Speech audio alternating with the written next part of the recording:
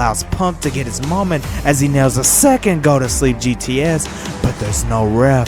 1, 2, 3, 4, 5, 6, 7. You could count forever, but it doesn't matter because the official is down. And with the official down, the person who's behind all of this is finally emerges.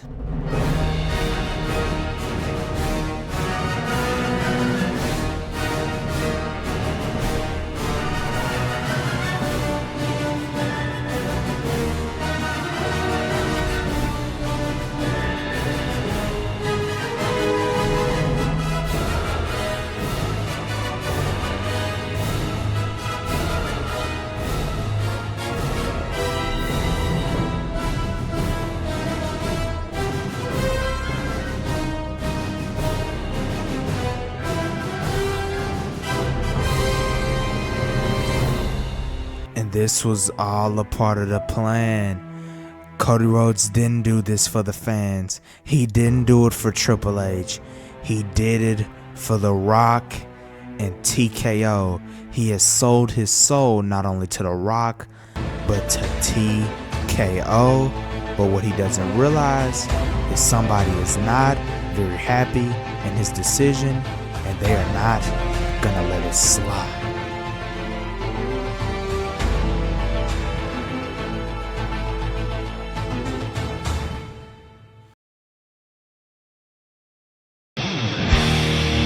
Behold the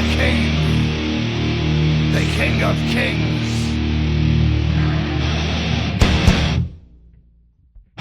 On your knees, dog.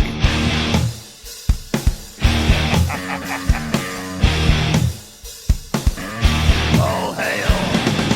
Bow down to the King. Bow down to the King in red. I just thought I should come out here and speak to the WWE Universe and let you all know that SummerSlam, how it went down, was not a part of my plans specifically. It might have been part of TKO plans or whatever. Forget I even said it and mentioned it, but it was not a part of the game's plan. And I want to let you guys know that nothing has changed. WWE will still be the same. I will not let nothing change, and I will not let anyone disregard my bookings or interfere with it. And whoa, Hunter. Calm down. Hunter. You're out here trying to convince everybody that you're not going to let TKO interfere with the booking, but just face the truth, Hunter. You can't stop TKO from interfering. We run this company and we can interfere whenever we please. If we want Travis Scott in the main event, best believe Travis Scott is going to be in the main event of WrestleMania. And it's nothing no one can do. Not even if you were replaced, Hunter, they would have the same problem. TKO owns WWE. It is a new age and time. And TKO is the owners, and everything runs through TKO. So, Triple Fraud, Triple K, why don't you go ahead and leave TKO's reign? You know, I'll admit, I've made mistakes, I've told lies in the past, but now I'm being 100% truthful when I say this company is better and well off in my hands than it would ever be if it was potentially fully in the hands of TKO. Don't be silly, Hunter. You already know this company is fully in the hands of TKO. Now, if you excuse me, I have a date with the corporate office, and you have a date with death. Adios, Hunter. Oh, and we see exactly what The Rock is talking about, because Jacob Fatu emerges behind Triple H, and it seems like Fatu's gonna put an end to Triple H until the Angel rises and Roman Reigns with a spear that cuts Jacob Fatu in half and allows H to escape out of the ring as Reigns continues the punishment on Fatu and beating him down, pummeling him with those right hands and those haymakers. And this eventually allows H to run out of the arena and escape as Reigns continues to beat down Fatu.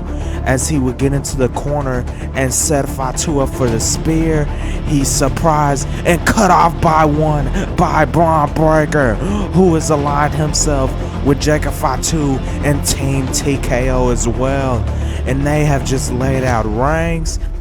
But meanwhile, on the blue brand, Punk and Cody continue their vicious and heinous rivalry as Punk will get Cody to the ring and nail a GTS, dropping him. And Punk lifts up the title that he wants, holds it to the crowd, and he solidifies his statement on that championship. But the next week on Raw, we turn our attention to the Intercontinental Championship as Penta and All Ego Ethan Page have not aligned with their side just yet, but they continue this incredible match for the Intercontinental Championship as Ethan wants and prides to become Intercontinental Champion, but he's dropped with a Mexican Destroyer as Penta looks to close out the match, but he's stopped by the presence of Pat McAfee, who, wearing a TKO shirt as well, aligns himself with TKO, giving Ethan Page the opening for a twisted grin to pick up the win and solidify himself as the new future of the WWE and as the new Intercontinental Champion. But he also solidifies himself on the side of TKO as he aligns with Pat McAfee. But also later on in the night, Roman Reigns is trapped in between Braun Breaker and Fatu until a chair blasts Braun out of nowhere, and it's the visionary Seth freaking Rollins, and he's not gonna let them destroy his show, even if it means helping Roman Reigns, and he takes that chair to the head of Breaker. But unfortunately, this has Roman's attention and allows Fatu to sneak up behind Roman and try to take him out with that DDT, but Reigns would counter and cut him in half with a devastating and brutal spear. Reigns has just laid out Fatu, and meanwhile on the outside, Braun Breaker and Rollins are battling and brawling all over this arena on the outside next to the announcer's desk, and Rollins isn't gonna let Breaker get away as he starts mounting him and starts beating him down with those right hands, taking down the future. And as Reigns in the ring continues the assault on the Samoan werewolf Jacob Fatu as well, it's very clear to everyone that all four of these men want to tear each other to shreds, and they might get the chance, especially Roman and Fatu, because they will battle for the World Heavyweight Championship, and Rollins and Breaker will battle in their own match. And it's all made official by General Manager Adam Pearce for the Raw show in WrestlePalooza. But before we get to WrestlePalooza, we have to now figure out what's going to happen, because Zarya makes her challenge to Sol Ruka because she wants that Intercontinental Championship. But we're also got to figure out who Liv Morgan will defend her Women's World Championship against, and we find out in a very clear statement on Monday Night Raw.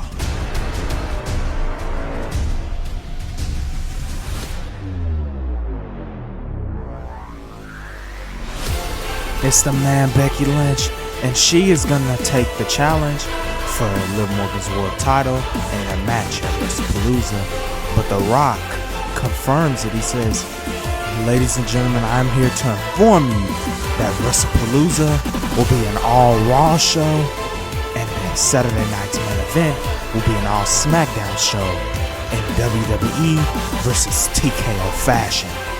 And the winners runs the WWE and has complete control. See you then."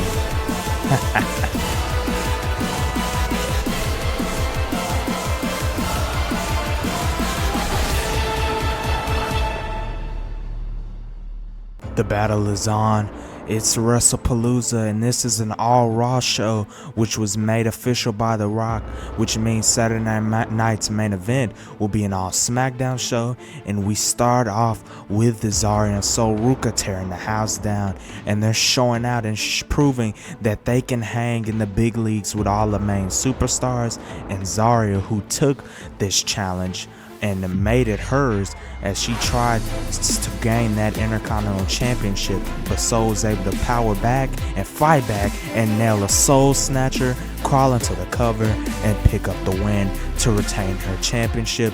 But she doesn't only do that, she scores a point for Team WWE.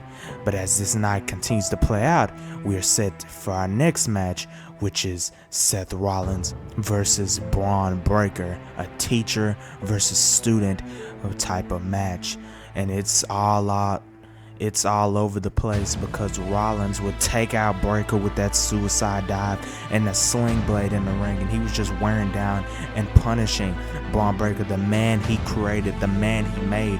But as much as Rollins would fight, is as much power as Braun Breaker would throw back to him, and then Braun Breaker eventually nails that 23 miles per hour clothesline, taking down the Visionary, and he has him right where he wants him, lining him up for a spear, but he's met with a pedigree out of nowhere by Rollins, and Rollins gets him as he tries to nail a stomp, but Breaker will move as he knows Rollins so well and nails a spear and captures the win. Breaker scores a win for Team TKO, but up next is Women's World Championship and Becky Lynch versus Liv Morgan. And this match is also one fans have really been looking forward to as well. And it sure is a banger because Liv Morgan starts off putting the offense on Becky Lynch and taking her out. And Liv really tries to fight, but also Becky would as well, as she nails a pedigree to Liv. And eventually as Liv would try to take out Becky, Becky would counter and nail a manhandle slam to try to secure the championship and secure a win. Another point for Team WWE, but Liv would stay in it. And as Becky eventually was cinched in that disarmor, Liv would be writhing and screaming in pain, and she's trying not to tap and give up her championship, and she doesn't have to because a quick shock surprises everyone as Dirty Dom Mysterio shows up and distracts Becky. Or I guess you could say it's not really a shock, because what do you expect from the Judgment Day and Team TKO as they try to get the upper hand, as Liv does and nails an Oblivion, planting Becky Lynch, crawls into the cover and retains her title. But as we are set now for the main event that will finally close out the show, with the points being TKO has 2 and WWE has 1 point. But will it tie, or will TKO get the win for the Raw show in WrestlePalooza? We're about to find out, because Fatu and Rhodes are tearing the house down, and they're not holding anything back. It's blood versus blood, family versus family, and Fatu is the one who's showing out as he nails that DDT, but he also parries and follows it up with that mighty moonsault to try to pick up the win, get the last point for Team TKO, and become world champ. But no, Rhodes stays in it, and Fatu is aggravated, he's irritated, but Rhodes will use that anger against Fatu and taking him down and coming back into this match as he would nail that drive-by kick to the face of Jacob Fatu. And Rhodes really is showing out against Fatu as he lines him up for a spear and he connects it. As Rhodes looks to score the win, is it enough to put away Fatu? No, it is not. Fatu stays in it, but Rhodes quickly gathers himself as he tries to line up Fatu for another spear until a mystery man is on the apron, and Fatu takes advantage of this, locking in and cinching in the Tongan death grip, and it eventually makes Rhodes fade, and it gives Fatu the World Heavyweight Championship. Fatu has done it. He has become World Heavyweight Champion, all thanks to this mystery masked man who we quickly finds out who it is. Main event Jey Uso has stepped up to the plate and has helped Fatu secure the world title. And this can only mean one thing, that Jey Uso is Team TKO and along with Fatu, and the tides have surely turned on Monday Night Raw. But Friday Night SmackDown is starting to heat up as well, because Julia makes claim to Tiffany Stratton's United States Championship. And meanwhile, backstage, Kathy Kelly interviews Trick Williams, who says he's not going to get involved in this WWE TKO war, but he's put involved by Ricky Saints, who attacks him and lays him out backstage in Gorilla. And Ricky Saints wants to make claim to Trick Williams' United States Championship. And you know for sure these two are probably going to face at Saturday night's main event, along with Julia and Tiffany Stratton for both the United States Championships on the line. And Ricky Saints makes that claim as he would say it. But also, meanwhile, Punk and Cody continue their brawl in the parking lot. And as Punk is really showing out, he really wants to take that championship, even if he has to take it via force from the American Nightmare, or you could say Cody Lander. But as Punk and Cody would get on top of that platform, Cody would nail a crossroads with the opening, and he would pick up Punk and do something that might be a nail in the coffin against Punk, and tossing him off that platform into a glass frame. And Cody Rhodes has just laid out CM Punk, and with this happening, the final boss has something to say. Cody Rhodes has taken out CM Punk. Everybody else is fighting around, and this leads us into Saturday night's main event. Matches are being made official because Saturday night's main event, as I stated before, is the All SmackDown show, WWE vs TKO, and we got the win at WrestlePalooza, and we're gonna get the win at Saturday night's main event as well. Best believe that. But before we get to Saturday night's main event, CM Punk has something to get off his chest. Cody, I cannot wait to demolish you and destroy you at Saturday night's main event. And after this beating, you're not going to be able to come back. The American Nightmare will be... Punk. Why are you sitting out there embarrassing yourself? And hey, I know you think you're going to face me at Saturday night's main event for that championship, but no, that match has been canceled. And I pulled some strings and got you a different match with a different opponent.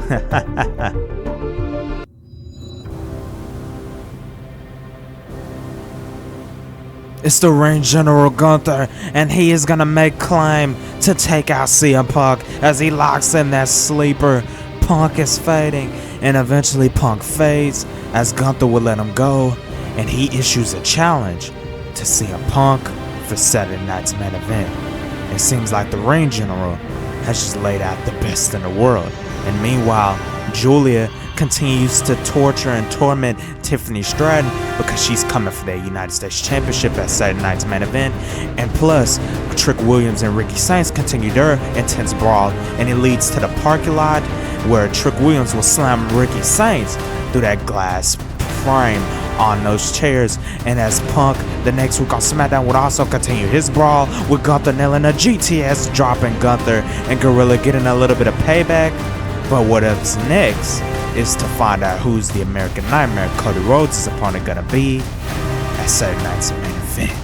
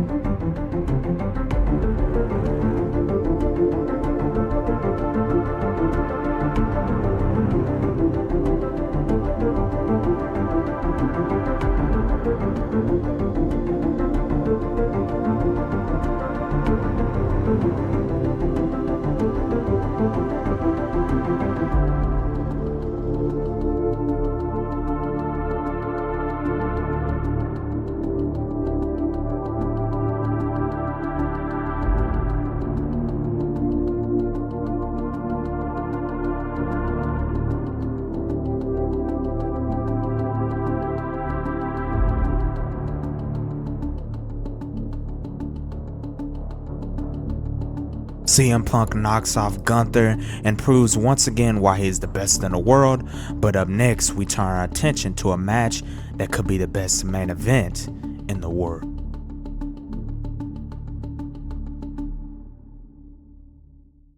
I hear voices in my head, they counsel me, they understand, they talk to me.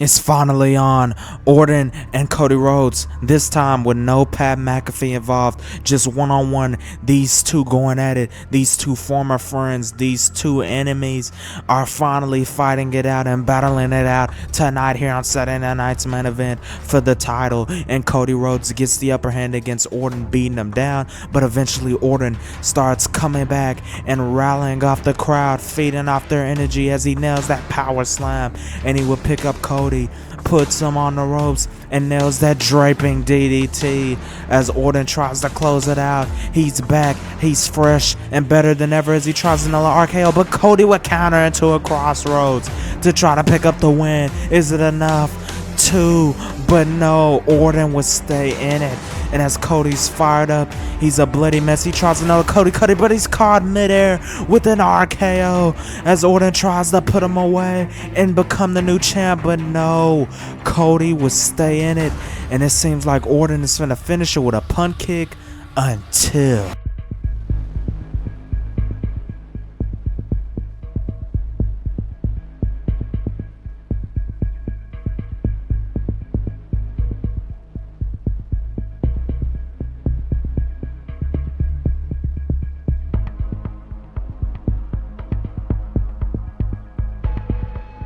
Cody Rhodes just retained his title against Randy Orton thanks to the help of an old friend and Kevin Owens, and TKO seems more powerful than ever.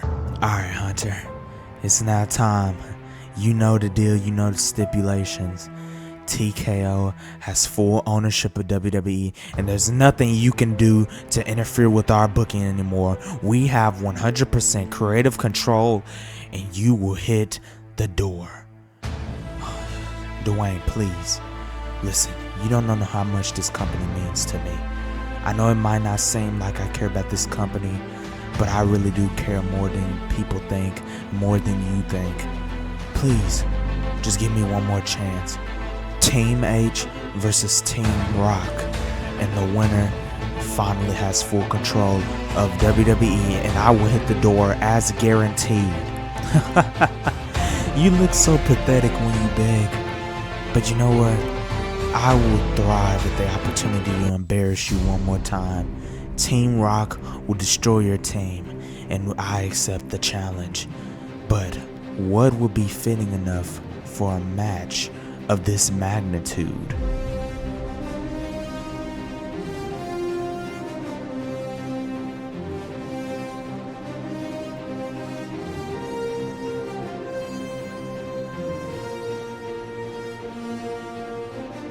WarGames!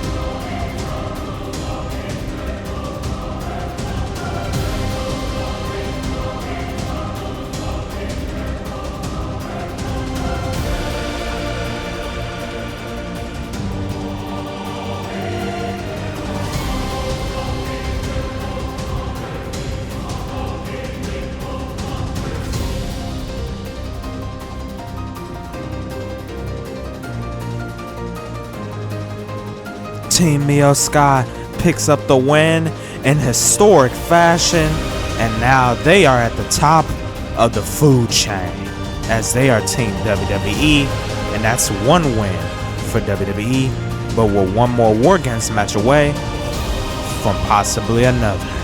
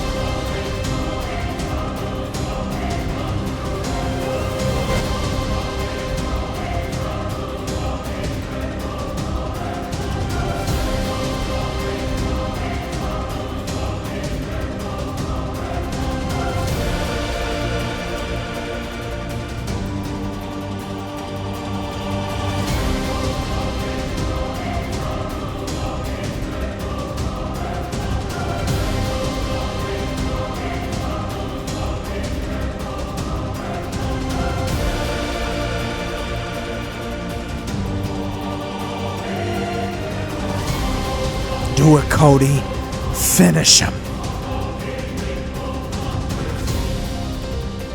Oh, Cody tries to nail a crossroads on Roman, but he instantly nails it on the Rock and rings with a spear to Cody. He crawls onto the cover and gets the win. Team WWE has succeeded. Team H has succeeded. And H has full creative control once again, like he should have had the entire time. But not only that, in the aftermath of the match, Roman earns the respect of the final boss as they walk off into the distance as he has finally acknowledged his tribal chief. But just then,